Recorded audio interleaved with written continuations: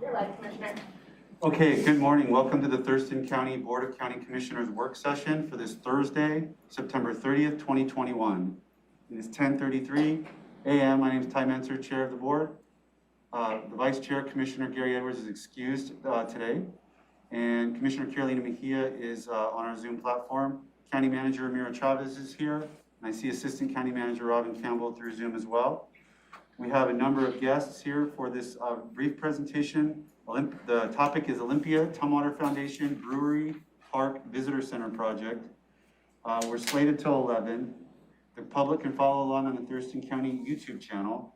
And given the time is limited, I'll go straight to County Manager to kind of set us up. Yeah, thank you. This is an informational briefing, Commissioners. I don't expect you for you to make a decision out of this conversation. So I don't know who's going to be taking the lead from the guests that have joined us this morning.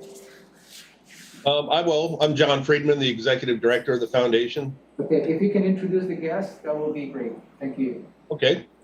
Well, we have Beth Dolio, a consultant with us, Doug Ma, former mayor of Olympia and also a consultant with us, Lee Weiner from OB Credit Union. He's the Vice President of Marketing. He's our board president. And we also have Ron Thomas, who is the architect of this proposed facility. I'll also see Jim Camber down below in a fog bank, I believe. So I have ready to share the screen and the presentation. Yes, go ahead, sir. All right. Let me just get this going. Okay, this is the rendering of the proposed new, we're going to call it a Discovery Center or something along those lines. I think we're going to get away from the visitor center concept and go for more of a heritage legacy type center for Thurston County and Tumwater Falls in particular. So this is the artist rendering. A little bit of history about the foundation. We were formed in 1950 by Peter Schmidt and the Olympia Brewing Company as a vehicle to donate the Tivoli fountain to the state. That was the original mission of the foundation. And you can see this picture. We have Peter Schmidt with Governor Langley in 1953. And also we have a nice little shot of Lee Weiner, our board president, with Governor Inslee in 2017 at the rededication of the Tivoli fountain. Foundation has been in business over 70 years. And I think we're one of the oldest foundations in Thurston County. And we have a very broad charter that allows us to do almost any good deed we want to, particularly in Thurston County. We have three main areas of operation. Community Park at Brewery Park at Tumwater Falls. That's a community facility that was built in 1962-3 by the Olympia Brewing Company and the Schmidt family. We also have the Schmidt House in Tumwater that houses our heritage program and archives of the Olympia Brewing Company. And we have one of the largest scholarship programs in Thurston County with scholarships and grants. We generate about $2 million a year in local impact from these three centers of operation. Our foundation is the largest scholarship program in Thurston County, and we've given out over $2.4 million since inception in 1967. That's pretty good. This year we gave $145,000 to 20 local students, and we're also going to give out $10,000 in early learning grants to local elementary schools. Schmidt House, built by the Olympia Brewing Company founder Leopold Schmidt in 1904. Again, it houses our extensive archives and also has our program offices for our history program. We make it available for public lectures, tours, and other cultural events. So it's a nice little facility for us.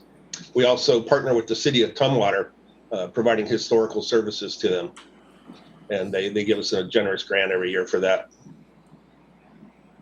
The park at Tumwater Falls, it recently had its name changed to Brewery Park about a couple of years ago. That was to identify the park as not a state, county, or city park and give it a new brand and basically pay homage to its heritage of the Schmidt family and the Olympia Brewing Company. It's open free to the public.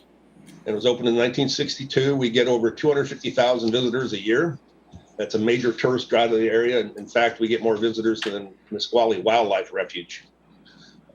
cost about $360,000 in 1962 to build, and most of that money came from the Schmidt family and the Olympia Brewing Company. We no longer get any funding whatsoever from Pabst or the Olympia Brewing Company or anything related to Olympia beer, and we get no state, county, or city funds to operate the park. So we're probably the largest private park in the state of Washington. You can see here a picture of where you can see down below to the left a little bit. That's our current center. It houses it to be deemed a visitor center. It has my office, and it also has our maintenance facilities. And as you can see, it's a great location along the river. It's very historic surroundings, and we're literally about less than 3 miles from the state capitol. So it's a great spot to put up a new building right here at the bottom left. So why are we doing this new building? Well, it was built in 1962. It's almost 60 years old, and we've had literally 15 million visitors since inception. But it really doesn't meet our functional needs anymore. And it's particularly as a visitor center, it's kind of we got a nice 10 by 10 room, but it just doesn't work. And the maintenance area is getting smaller with the amount of work we have to do. This new building is gonna fill a shortage of new event space in Thurston County, a unique event space because it's right on a river. And it's revenue that we generate from, say, fundraising with this new building will help us sustain the foundation and create new jobs in the county. It will also complement the recently constructed salmon hatchery in Tumwater Falls, and also the ADA compliant bicycle walking trail that was just built by the city of Tumwater and us. We gave them both very generous easements to construct those projects. To the left is the new ADA bicycle walking trail. It overlooks, as you can see on the left, it overlooks the falls. Great location. It's proved to be very popular, and it's a great addition to the park. It's right above our trail that's along the river. So it connects the Chehalis Trail to, well, it's going to connect to Pioneer Park and connect all the trails in the Chehalis Trail system. So right now it connects to Tumwater Historical Park. The fish hatchery at Tumwater Falls also receives a nice easement from the foundation. That was completed in March of 2020 at a cost of about $9 million. And this year, it's just our increase in visitorship has just been incredible. As you can see, the fish viewing windows are very, very, very popular. And we just had thousands of people come through each day during the nice period. And we're also using this facility building to have synergy with the Brewing and Distilling District. And I think Doug Ma is going to touch on this a little bit. Go ahead, Doug. Yeah, that'd be great, John. Thank you. Hey, if you could scroll back to slide number 7, just for emphasis here. I want to highlight that the park itself lies within the shadow of the old Olympia Brewery. And as commissioners are well aware, revitalization of this area has been both a continuous focus for the region, as well as a set of frustrations, quite frankly, for the region itself. So if you advance the slides to number 11 again, you'll see that the park, by both location and design, is part of the Brewing and Distilling District. The park itself really does tie the historical nature of the area to the potential economic redevelopment of the area. And it really is an existing amenity that can be used to leverage and serve as a catalyst for the revitalization of the district in the existing brewery property. It complements the district in the same way as Tumwater's brew tower does. And again, it adds to the potential economic revitalization opportunities that we can afford and present to other interested parties. So it really does play into the overall synergy and vision around the Brewing and Distilling District, taking into account our historical perspective, as well as the new investments such as the Heritage Distilling and SBSCC's Brewing and Distilling program off Capitol Way. Thank you, John. All righty. And you can see here the relationship to the SPSCC Brewing Center, also with who's their Heritage Distilling. So arrow down here points to our proposed building where we currently are, and this is where the facility is. So you get a lot of synergy there. The major objective of this facility is to publicize the rich history of the Tumwater Falls area with displays, exhibits, and we really want to increase the indigenous people's interpretation. We've been working with the Squaxin tribe, and they have blessed this program and given us a letter of endorsement. So that's primarily the tribe we're going to be working with. It's the Squaxins on this, and to show their history of their location here in Tumwater Falls, what they did. It's really incredible. They had Chief Seattle come down for meetings right at the base of the Tumwater Falls, and the Nisqually, the Chehalis, and the Squaxins used to meet there and trade goods. It was a big fishing area for salmon that couldn't make it up the falls, and shellfish area. They found some archaeological diggings down there at the Tumwater Historical Park, and so we really want to include that in our building. Also, we touch on the pioneer past with the Simmons Party coming up from Oregon to escape the Lash laws for George Bush, one of their party, that he couldn't own land in Oregon. So they came up, and this would be the northern trail of the Oregon Trail. And Bush was very successful here, as well as the party. And then that segued into the industrial era with dams and the sawmills and the brewing company in 1896, which pretty much has defined it ever since then. This area at the base of the falls within our park was also explored by George Vancouver and Peter Puget. And it's just, again, I think it's one of the most important historical areas in the state of Washington. Our costs are estimated to be about $7.5 million. That's probably going to go up a little bit, but we figure it'll be about 1 year construction period once we get our funding in place. And we worked with the EDC to come up with an economic impact package, and from the information we gave them, they said this project would create, during the construction period, about 40 full-time equivalent jobs, over $1 million, $11 million in economic impact, and would generate $500,000 in local and state taxes. And ongoing, once the building is in operation, would increase the park's economic impact by $500,000 a year to $1.5 million annually. So that would be the impact of the park in the new building, and add at least 4.5 jobs, permanent jobs to the economy. Current letters of support, so we got some a broad variety here. Visitors Convention Bureau, the Secretary of State, Squaxin Tribe, Congresswoman Strickland. We also have Senator Murray and Cantwell's in tacit endorsement right now. We're actually working with them to try to get some more funding out of them. We can talk about that. We were awarded $1.25 million from the legislature in 2021. And that was a very welcome gift, and it was kind of an endorsement of the importance of this project. And we're also currently talking with state senators with the congressionally designated spending ask of $2.5 million. Hopefully we'll get that. And we're seeking broad support wherever we can for this building, this Welcome Center, Discovery Building, and it's going to be a really great, good addition to the park and Thurston County. And with that, I'm going to turn it over to Ron Thomas, our architect. Thank you, John, and good morning, commissioners. Go ahead and advance the slide, John. The siting of this building is taking its cue from the historical uses. About 100 years ago, there was a sawmill right where you see the yellow buildings. That's the new building is basically sited where the sawmill and right where the visitor center currently is, the maintenance facility. This does include a new maintenance facility in the lower right, but we've set it apart. So this new interpretive and discovery center can be focused just on telling the stories of the tribe, the brewery, the Schmidt family, and of course the park itself.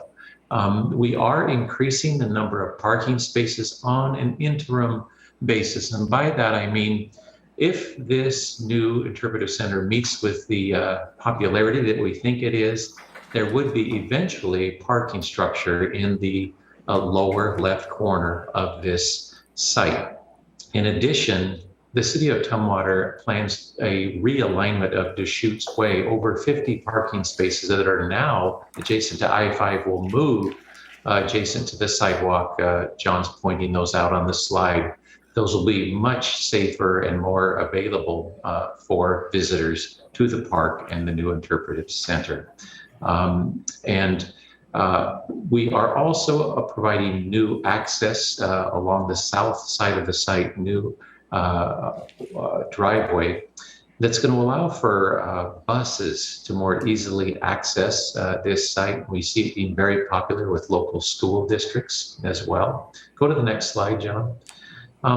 This version that you're seeing here, it's just under 5,000 square feet. This is actually, we value engineered this to literally half the size of the program we originally had. And how we did that, we have spaces that are actually serving multiple uses. This exhibit space that you see, this is where we're having the interpretive information for telling the story of the tribe, the early pioneers, the brewery, all throughout the Industrial Revolution. And this same space, go to the next slide, it actually transforms into a space that can be large enough to hold 104 people for an event. And then it can double again in size if in a nice weather, there is a very large covered area.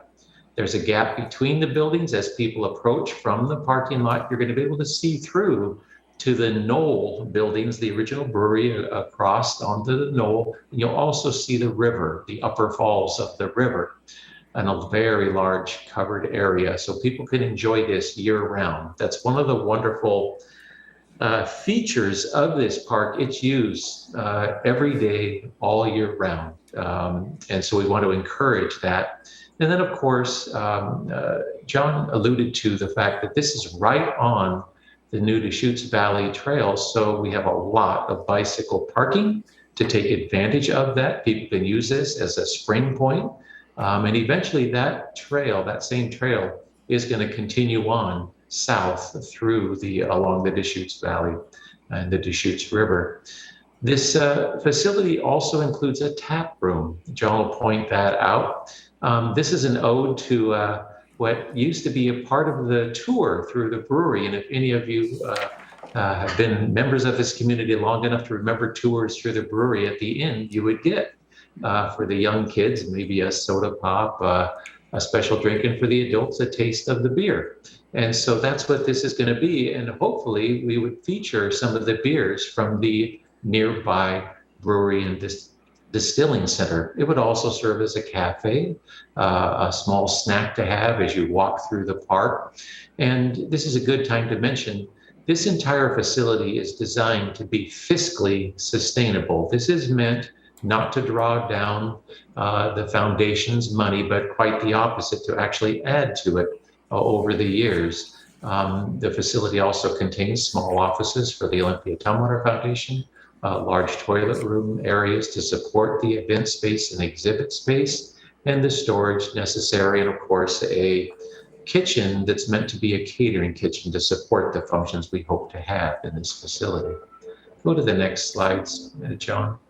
The design of this facility is very much an ode to the facilities that have been on this site, not only in the past 100 years, going back to the Industrial Revolution, but also hundreds of years back. And go to the next slides. Right on this site was a sawmill. So notice the simple gable roofs, the heavy timber structure, and then go to the next slide. And then hundreds of years ago, the Native American longhouses that were on this site. This just happens to be an image from the Evergreen Longhouse at Evergreen State College. But notice the simple gable roofs, the cedar siding, the heavy timber logs. Go to the next slide. And so the imagery takes its cues from its history, and the glulam timbers that you see, CLT on the roof. So a very sustainably designed facility. Solar panels on the roof, standing seam metal roof. You'll see a lot of cedar used on this, but again, go to the next slide. you'll notice the very broad roofs that protect this. This is intended to be a 50 to 100-year facility. Very simple in its design. It is all about the park after all, not necessarily the architecture of the building. It wants to be subordinate to the beauty of the park and the fish hatchery that's next to it. And so this is an aerial view showing its prominence along I-5 and Capitol Way. And so, again, a facility that we want to continue encouraging the community to come visit for the years ahead. And so, is there another slide there, John? I think that's it. And so with that, we wanted to open it up for questions. And all questions are fair, whether they be about the program, the facility, our campaign that we're at the very early stages of. We'd like to answer any questions you might have at this time. Commissioner, anything? So no, I think he answered. I was like, where are you on the campaign right now? So it's early stages where I'm guessing it's getting funds for the project at this time. Yes. John, do you want to address that? I'm sorry, what the question was?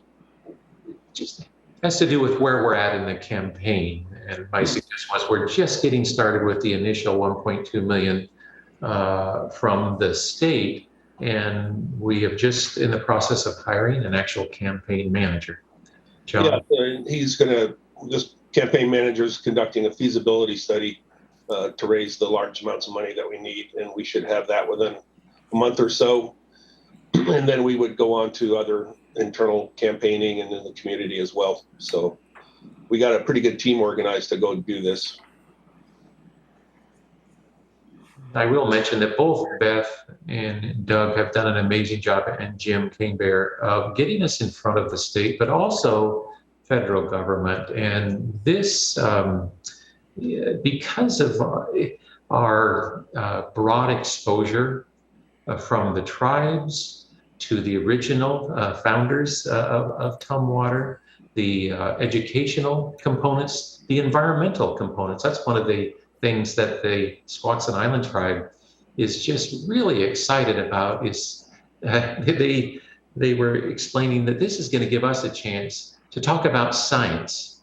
And I don't know, what me personally, I was like, science? And they said, yeah, people forget that that we have been thinking about science for hundreds of years, and the role that the water plays in their tribe, and the fact that how they use this as part of their community. And then you go on, what I understand better is the Industrial Revolution and how the water wheels were used, whether they be for the milling of logs, the making of flour. That has broad appeal. This park has significant regional appeal. It's not just Tumwater or Olympia or Thurston County. It goes way beyond that. And when you think of DEI, this facility is going to give a platform for walking people through diversity and equity and inclusion throughout our Thurston County community. Yes, it's about a physical building. It's so much more than that. And this is giving a platform to tell that story.